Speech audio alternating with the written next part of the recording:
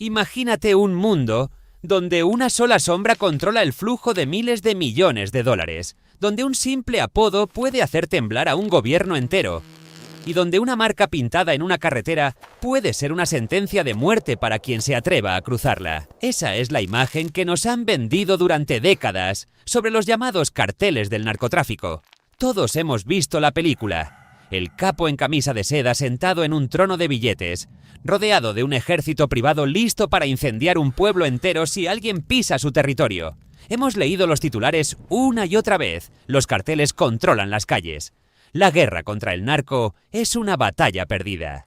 Y hemos escuchado a los políticos prometer que con mano dura, con más soldados y más operativos, el problema se resolverá de una vez por todas. Pero, ¿y si todo eso es solo una historia mal contada? ¿Y si lo que creemos entender está basado en una versión simplificada, casi diseñada para que tenga sentido? Porque la realidad es mucho más incómoda.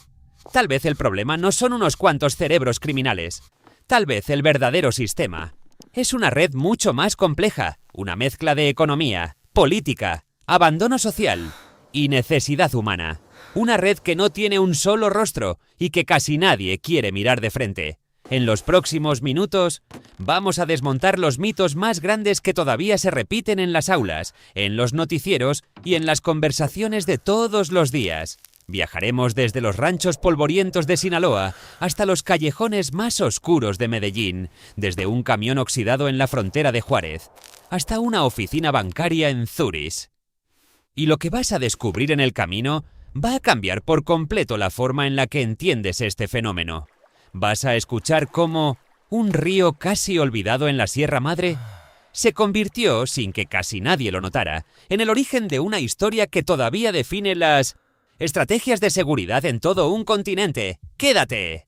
Porque la realidad es mucho más enredada que cualquier serie de narcos que hayas visto. Primer mito, y probablemente el más extendido, los carteles son la creación de un genio criminal solitario, un Pablo Escobar de manual, que le gana la partida a naciones enteras con pura astucia.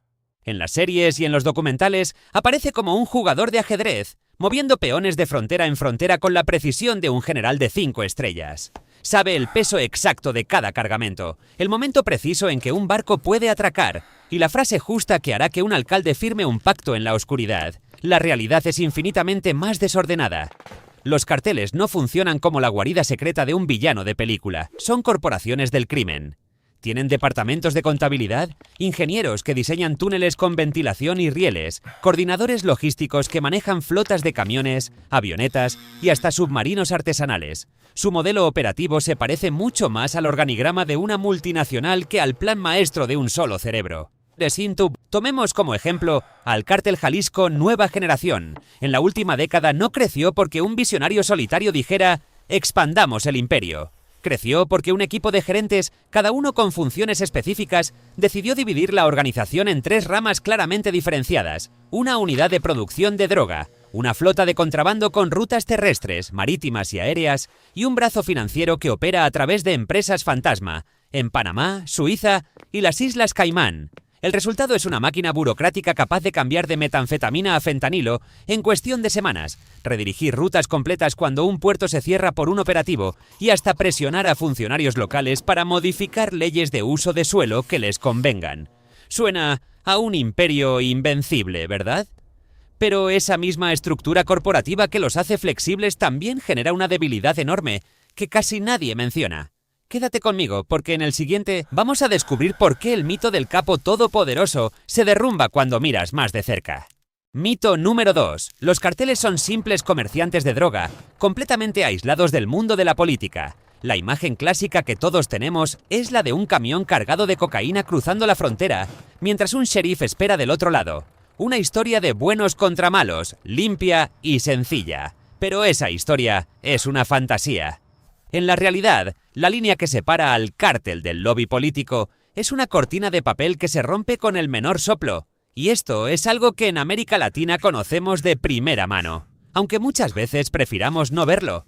Cuando el estado de Michoacán colapsó institucionalmente en 2011, un político local firmó un acuerdo clandestino con los caballeros templarios. A cambio de protección política y judicial, el cártel equipó camionetas blindadas para la seguridad del funcionario y financió directamente sus actos de campaña. En Laredo, Texas, un alcalde recibió una generosa donación de una organización colombiana para remodelar un centro comunitario, solo para descubrir después que cada peso provenía de una ruta de cocaína que cruzaba 3 países. Estos no son casos aislados, son la norma disfrazada de excepción. En Colombia, las antiguas FARC nacieron como guerrilla ideológica, pero con los años se transformaron en un cártel que negociaba directamente con el gobierno, en mesas de diálogo internacional. En México, el cártel de Sinaloa operaba lo que internamente llamaban corredores políticos, rutas donde presionaban a las autoridades para garantizar el paso libre de sus cargamentos, mientras simultáneamente financiaban campañas antidrogas en otras regiones para lavar su imagen pública. ¿Por qué esto importa tanto? Porque cuando un cártel financia una campaña electoral, ese dinero no se evapora, legitima a la organización criminal ante la sociedad. Le da acceso a fondos públicos, a servicios del Estado y en muchos casos logra que las instituciones miren hacia otro lado. Cuando la violencia estalla, el narco deja de ser un enemigo del sistema y se convierte en parte del sistema mismo. Ahora probablemente estás imaginando a cada miembro de un cártel como un sicario armado hasta los dientes, sin alma y sin historia. Pero la realidad humana detrás de esas armas es mucho más compleja de lo que cualquier titular te ha contado. En el siguiente segmento vamos a mirar de frente a las caras que nunca salen en las noticias y entenderás por qué el mito del monstruo desalmado es otra simplificación peligrosa. Desmontemos el mito 3, la creencia de que absolutamente todo miembro de un cártel es un asesino sádico, un monstruo sin corazón ni historia personal. Si ves cualquier película de acción sobre narcos, cada integrante del cártel es un tipo vestido de negro con una cicatriz en la cara, dispuesto a matar por unos cuantos pesos. Pero la vida real no funciona así. Dentro de estas organizaciones existe un espectro de participación que va desde el crimen violento hasta la supervivencia cotidiana. Pensemos en los llamados cocineros, los operarios de los laboratorios clandestinos de metanfetamina. Muchos son jóvenes, algunos apenas adolescentes, que aprendieron a mezclar precursores químicos viendo tutoriales en internet o siguiendo instrucciones de un primo que lleva años en el negocio. Su trabajo consiste en disolver sustancias y vigilar temperaturas, no en planificar ejecuciones. ¿Es un delito grave? Por supuesto. ¿Los convierte en los monstruos sedientos de sangre que muestra la televisión? No necesariamente. O tomemos a los equipos de logística, los conductores que cruzan el desierto de Sonora en camiones de 40 toneladas. Muchos vienen de pueblos pequeños donde la única alternativa de ingreso era la agricultura de temporal, que ya no da para comer. Hablan el mismo dialecto que sus vecinos, tienen hijos en la escuela del pueblo y familias que los esperan con el plato servido. Su delito es transportar un contenedor, no apretar un gatillo. Nada de esto excusa la violencia brutal que los carteles ordenan y ejecutan. Pero pintar a la organización entera como un bloque uniforme de horror es una mentira que nos impide entender cómo funcionan realmente. Detrás de la marca del terror hay departamentos administrativos, líneas telefónicas de atención para compradores mayoristas, contadores que cuadran libros de sobornos y hasta encargados de relaciones públicas que gestionan la imagen del cártel en redes sociales. Incluso los capos más notorios, como el Chapo Guzmán, estaban rodeados de cientos de operarios de bajo nivel que cobraban un salario semanal, no un trono de poder. Si pensabas que el mito se detenía en todos son asesinos, prepárate. El siguiente mito nos dice que basta con más policías y más balas para acabar con los carteles. En el próximo segmento descubriremos por qué la fuerza bruta, lejos de resolver el problema, muchas veces termina sembrando más violencia de la que pretendía eliminar. Mito número 4. La creencia de que una unidad especial de policía, una gran redada o la captura espectacular de un capo resolverá el problema del narcotráfico. Es la narrativa más cómoda que existe. Metes al jefe en la cárcel, le das la vuelta a la llave y el mercado se desmorona. Los noticieros ponen la foto del detenido, el presidente da una conferencia triunfal y todos dormimos tranquilos esa noche. Pero la tranquilidad dura exactamente lo que tarda el mercado en reacomodarse, que suele ser muy poco tiempo. El mercado de las drogas es una máquina de oferta y demanda, que se adapta a cualquier golpe con una velocidad asombrosa. Cuando la DEA incautó el cargamento conocido como el mochuelo en 2015, el precio del kilo de heroína en Los Ángeles subió un 30% casi de inmediato. Ese aumento no hizo que los consumidores dejaran de comprar. Lo que hizo fue atraer nuevos jugadores que vieron una oportunidad de negocio. En cuestión de meses, un grupo mexicano de la costa del Pacífico, prácticamente desconocido hasta entonces, comenzó a traficar una versión más pura y barata de fentanilo, eliminando a los intermediarios anteriores. La red original se fragmentó en pedazos, pero el flujo total de droga hacia Estados Unidos no disminuyó ni un gramo. El patrón se repite una y otra vez como un ciclo que nadie logra romper. La guerra contra la cocaína en los años 90 no acabó con el consumo. Lo que hizo fue trasladar la violencia de la frontera a los barrios marginales de las grandes ciudades, creando redes de distribución callejera controladas por carteles desde la distancia. ¿Por qué pasa esto? Porque los carteles tienen 3 ventajas estructurales que ningún operativo policial puede neutralizar por sí solo. Primera, flujos de ingreso diversificados. Si les cierras la cocaína, saltan a la metanfetamina. Si les bloqueas la metanfetamina, producen pastillas falsificadas de fentanilo. Segunda, vínculos profundos con las comunidades. Financian iglesias, equipos de fútbol, fiestas patronales y becas escolares, ganándose una lealtad que ningún gobierno les ha sabido disputar. Tercera, lavado de dinero sofisticado. Mueven fortunas a través de bienes raíces, galerías de arte, negocios de fachada y criptomonedas, limpiando cada peso hasta que es imposible rastrear su origen. Si solo detienes al conductor del camión, mañana hay otro conductor. Si confiscas un barco, la misma familia alquila una avioneta. La hidra no muere cortándole una cabeza. Imagina por un momento una estrategia donde el poder comunitario reemplace al poder de las balas, donde las mismas calles que alguna vez protegieron a un cártel ahora sean vigiladas por sus propios vecinos organizados. En el siguiente segmento exploraremos por qué desmantelar un cártel a la fuerza muchas veces solo fertiliza el terreno para que nazca el siguiente y qué alternativas podrían funcionar de verdad. Hablemos del mito 5, el relato reconfortante de que los carteles son invasores que vienen del sur. Un problema ajeno del que solo hay que protegerse con muros más altos y fronteras más duras. Esa narrativa es cómoda porque nos permite ver la violencia como un asunto de aduanas, no como una cuestión de justicia social. Pero los datos cuentan una historia completamente diferente. En 2022, el informe de amenazas de drogas de la DEA reveló que el 90% de la heroína que ingresó a Estados Unidos provenía de opiáceos originarios de Afganistán, transitados por México. Pero la demanda de esas drogas no se generó en Sinaloa ni en Michoacán. Se generó en barrios estadounidenses con las tasas más altas de sobredosis del país, barrios con hospitales saturados, sistemas de salud mental colapsados y una epidemia de recetas médicas de opioides que durante años las propias farmacéuticas promovieron sin que nadie las detuviera. En Colombia, el Valle del Cauca, la región donde alguna vez reinaron los carteles de Cali y del Valle, es una zona rural empobrecida donde el Estado nunca construyó suficientes escuelas, hospitales ni carreteras. Los jóvenes que crecieron sin agua potable ni perspectiva de futuro encontraron en el cultivo de amapola y coca la única economía que les ofrecía un ingreso real. El poder del cártel no fue una importación extranjera. Fue la respuesta directa al vacío que dejó un Estado ausente durante generaciones. El mismo patrón se repite en Honduras, Guatemala y El Salvador. Las rutas de contrabando de las maras y los carteles centroamericanos se construyeron sobre las espaldas de pequeños agricultores que, tras la caída brutal de los precios del café en los años 90, no tuvieron más opción que sembrar lo que sí tenía comprador seguro.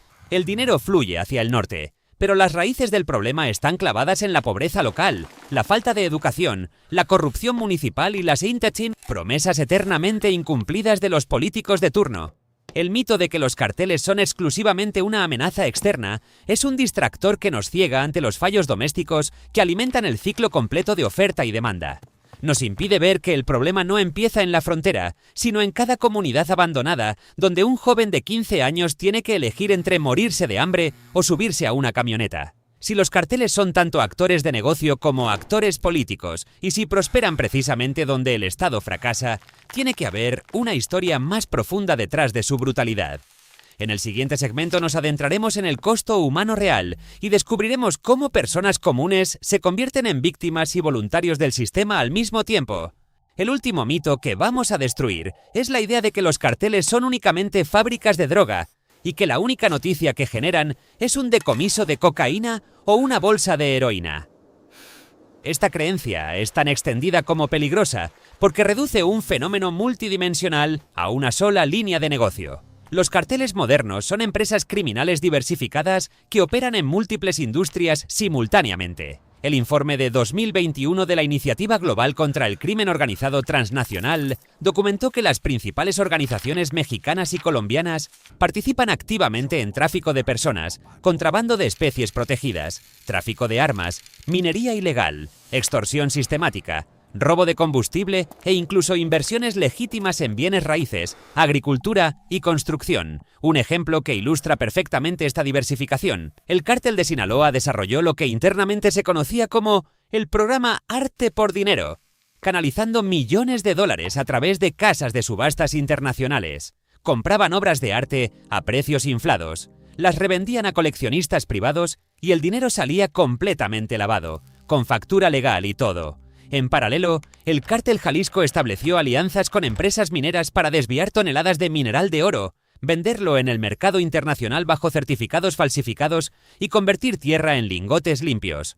¿Por qué esto cambia todo el panorama? Porque si la política de seguridad se enfoca exclusivamente en interceptar cargamentos de droga, está ignorando el 80% del negocio. Si un cártel está transportando migrantes centroamericanos a través del desierto de Sonora para explotarlos como mano de obra barata en viñedos y empacadoras de California, un operativo que solo busca cocaína ni siquiera los verá pasar. Además, estos crímenes paralelos multiplican la violencia. El tráfico de vida silvestre alimenta la caza furtiva en la Amazonía, lo que genera enfrentamientos armados entre comunidades indígenas y grupos criminales. La trata de personas crea cadenas de trabajo forzado que hunden los salarios locales, alimentando la desesperación económica que empuja a más jóvenes hacia el cártel. Es un círculo que se retroalimenta sin parar.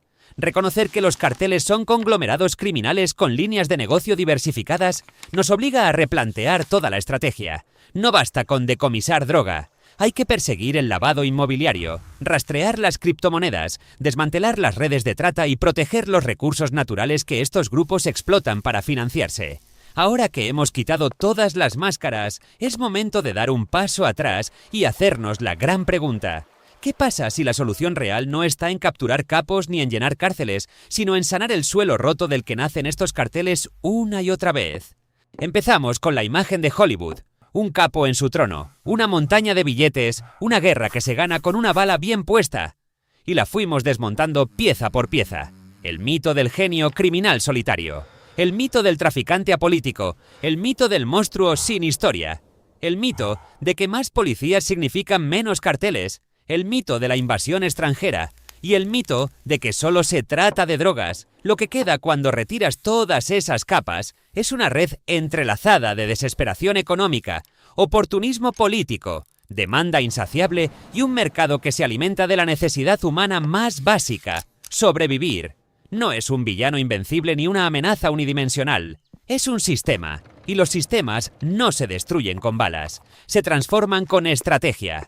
Si de verdad queremos debilitar a los carteles, necesitamos un enfoque integral que ataque las raíces, no solo las ramas. Primero, invertir masivamente en educación y empleo digno en las comunidades donde el próximo recluta del cártel tiene 15 años y ninguna alternativa. Segundo, fortalecer la gobernanza local para que sean líderes comunitarios legítimos y no candidatos financiados por el narco, quienes dirijan los municipios. Tercero, perseguir la red financiera completa, desde los inmuebles de lujo hasta las criptomonedas, pasando por las galerías de arte y los negocios de fachada. Y cuarto, tratar el consumo de drogas como un problema de salud pública, no como un campo de batalla, para que el flujo de dinero que mantiene vivos a los carteles se reduzca desde adentro. Los mitos que desmontamos hoy son cómodos porque nos permiten señalar al culpable allá lejos, al otro lado de la frontera o en la pantalla de la televisión. La verdad más incómoda es que todos formamos parte de esta ecuación, ya sea como ciudadanos que eligen gobernantes, como consumidores que alimentan la demanda, o como sociedades que abandonan a sus comunidades más vulnerables. Pregúntate, cuando escuchas la palabra cártel, ¿qué historia te viene primero a la cabeza? Y más importante aún, ¿qué historia te gustaría ayudar a construir? Si este video te cambió la forma en la que ves a los carteles, el siguiente te va a ayudar a ver algo aún más importante, porque este no es el único sistema que funciona así. Hay otros, igual de complejos, igual de invisibles, que influyen en decisiones que creemos que son completamente nuestras, y entenderlos cambia la forma en la que ves el mundo. Te lo dejo aquí.